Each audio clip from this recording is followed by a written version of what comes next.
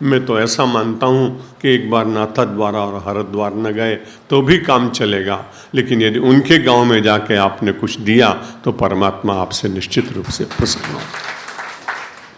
प्रसंग की बात थी इसलिए मैंने निवेदित किया। भगवान श्री कृष्ण अर्जुन प्रश्न कर रहे हैं, महाराज हमें तो ज्ञान चाहिए। ज्ञान देने के लिए भगवान शंकर का आज दिन है।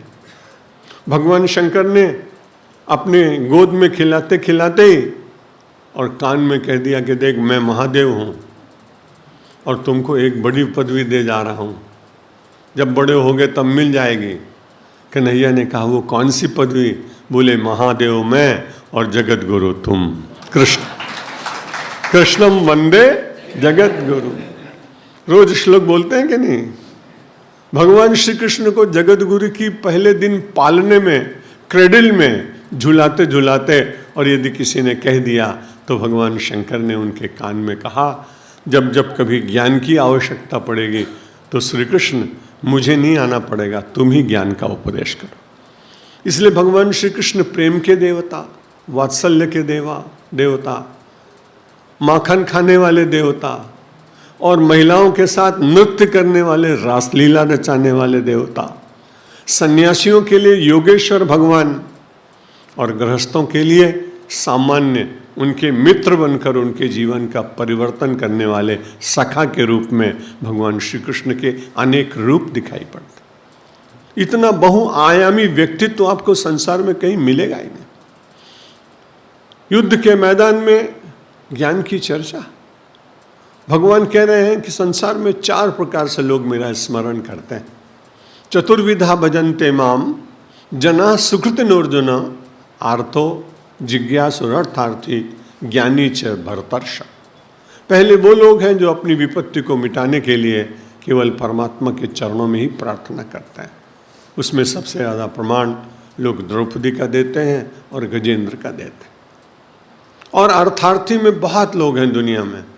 अपने स्वार्थ की पूर्ति करने वालों के अगर बहुत बड़ी तालिका बनाई जाए, सूची बनाई जाए, तो बहुत लोग हैं, उनके नाम कह पाना बहुत कठिन, लेकिन उनमें सबसे ज़्यादा लोग ध्रुव का नाम लेते हैं, क्योंकि उसको अर्थ से वंचित कर दिया गया था।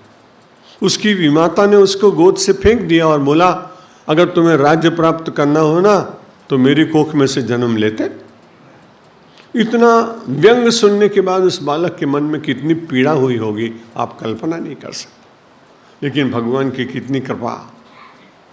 उसकी माँ ने कहा तो बहुत अच्छा हुआ। जो उत्तम है उसके पिता का, उसकी माँ का नाम है सुरुचि और ध्रुव की माँ का नाम है सुनीति। जब सुरुचि में चलोगे तब तकलीफ होगी, अब जब सुनीति में चलोगे तो कल्याण होगा। क्योंकि रुचि कई बार बदलती रहती है आदमी के, और नीतिपूर्वक जो रुचि नहीं होती है उसमें ये पता लगाना बड़ा कठिन है कि ये ठीक है कि नहीं। वैद्य जी ने कहा, देखो तुम्हारा पाचन शक्ति तुम्हारी अच्छी नहीं है, इसलिए तुम मूंग की दाल 40 दिन तक खाना, ठीक हो जाओगे धीरे धीरे। उसी समय दूसरा रोगी आया, बोला तुम्हारा रोग तो मिट गया है, अशक्ति है, इसलिए तुम 40 दिन तक सुबह शाम रबड़ी खाना। जिसको मूंग की दाल बताई गई थी वो तो बहुत गुस्सा हो गया।